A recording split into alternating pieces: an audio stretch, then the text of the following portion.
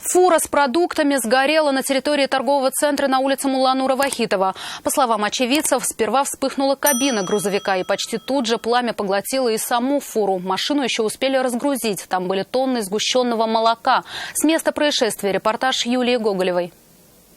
Что-то горит конкретно. Клубы черного дыма были видны практически со всех районов Казани. Те, кто был рядом, снимали пожар на мобильные телефоны. Что, ужас?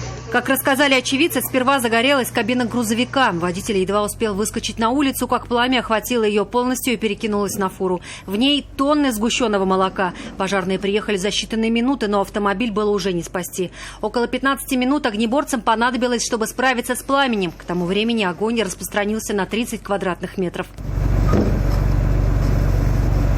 От машины практически ничего не осталось. На торговый центр, у которого и был припаркован грузовик, пламя не перекинулось. Эвакуация сотрудников и посетителей не потребовалась. Юлия Гоголева, Нафиса Минязова, Константин Бушуев. Вызов 112.